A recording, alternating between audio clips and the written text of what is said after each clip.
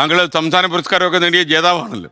കൃഷി ഒരു ലാഭകരമായ പരിപാടിയല്ല എന്ന് തോന്നലുണ്ട് ഇപ്പോൾ ആളുകൾ. തീർച്ചയായിട്ടും ഉണ്ട്. കാരണം എന്താണെന്ന് വെച്ച് കഴിഞ്ഞാൽ ചെറുപ്പക്കാർ ഇന്ന് ഈ മേഖലയിലേക്ക് അധികം കടന്നു വരുന്നില്ല. അതിന്റെ വളരെ പ്രധാനപ്പെട്ട ഒരു കാരണം നമ്മുടെ സമൂഹം തന്നെയാണ്. എന്തുകൊണ്ടാണ് നമ്മുടെ ചെറുപ്പക്കാർ ഈ മേഖലയിലേക്ക് കടന്നു വരാത്തത്?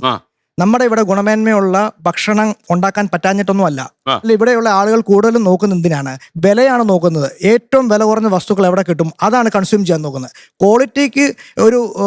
ക്വാളിറ്റിക്കാണ് പ്രിഫറൻസ് കൊടുക്കുന്നതെങ്കിൽ തീർച്ചയായിട്ടും ഇവിടെ കർഷകൻ കൂടുതൽ കൃഷി ചെയ്യും. കാർഷിക ഉൽപ്പന്നങ്ങൾക്ക് നല്ല മികച്ച വില ലഭിക്കും. നമ്മുടെ ആരോഗ്യം മെച്ചപ്പെടും. അല്ല, അത് മാത്രമാണോ പ്രശ്നം? ഇപ്പം നമ്മൾ കൃഷി ചെയ്യാത്തതുകൊണ്ടായിരിക്കണം നമ്മളെല്ലാം ശരിക്കും തമിഴ്നാട്ടിലേക്കും ആന്ധ്രയിലും ഒക്കെ മുഖം നോക്കിയിരിക്കുകയാണ്. ശരിക്കും അവിടെ അടിക്കുന്ന കീടനാശിനി, ഇപ്പം നമ്മളൊക്കെ ചില അന്വേഷണ പരമ്പരയുടെ ഭാഗമായിട്ടൊക്കെ ഇത്തരം പാടശേഖരങ്ങളൊക്കെ പോയിട്ടുണ്ട്. അപ്പോൾ അവിടെയൊക്കെ അടിക്കുന്ന കീടനാശിനിയൊക്കെ നമ്മൾ മൊത്തമായിട്ട് കഴിച്ചുകൊണ്ടിരിക്കുക. തീർച്ചയായിട്ടും ഇപ്പം ഞാൻ പറഞ്ഞല്ലോ, ഈ കീടനാശിനിയുടെ ഉപയോഗം ഒരുപാട് മാറ്റങ്ങൾ നമ്മുടെ കേരളത്തിൽ കൊണ്ടുവന്നിട്ടുണ്ട്. മാറ്റങ്ങളെന്ന് പറഞ്ഞു കഴിഞ്ഞാൽ ഇപ്പോൾ എനിക്ക് തോന്നുന്നു നമ്മുടെ കേരളത്തിൽ കിട്ടുന്ന കീടനാശിനിയെ കുറിച്ച് പറഞ്ഞാൽ ഈ ഗ്രീൻ ട്രയാങ്കിൾ കാറ്റഗറിയിൽ വരുന്ന കീടനാശിനികളാണ് കൂടുതൽ നമ്മുടെ കർഷകർ ഉപയോഗിക്കുന്നത്. അതിനൊരു വിഡ്രോവൽ പീരീഡ് ഉണ്ട്. ഒരു മിനിമം വിഡ്രോവൽ പീരീഡ് കഴിഞ്ഞാൽ ആ പച്ചക്കറികൾ നമുക്ക് ഒരു രീതിയിൽ നമ്മുടെ മനുഷ്യൻ്റെ ആരോഗ്യത്തെ ബാധിക്കുന്നില്ല.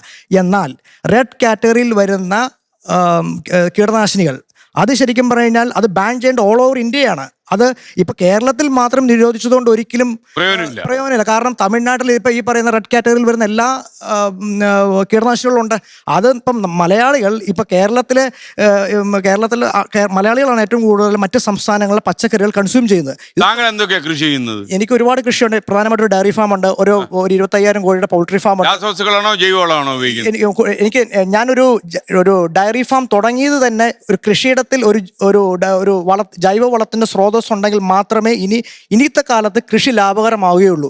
ആ ഒരു കാഴ്ചപ്പാടിലാണ് ഞാൻ ഡയറി ഫാമും പൗൾട്രി ഫാമും തുടങ്ങിയത് തന്നെ. അതിന്നും ഒരു നല്ലൊരു ഹൈടെക് രീതിയിലാണ് ഞാൻ മുന്നോട്ട് കൊണ്ടുപോകുന്നത്. ലാഭകരമായിട്ട് കൊണ്ടുപോകാൻ പറ്റുന്നുണ്ടോ? തീർച്ചയായിട്ടും ലാഭകരമായിട്ട് കൊണ്ടുപോകാൻ പറ്റുന്നത്. അതിൻ്റെ ഒരു പ്രധാനപ്പെട്ട ഒരു കാരണം, ഞാൻ എൻ്റെ ഫാമിൽ ഉൽപ്പാദിപ്പിക്കുന്ന ഉൽപ്പന്നങ്ങൾ മോനൂസ് ഒരു ബ്രാൻഡിലാണ് ഞാൻ വിൽക്കുന്നത്.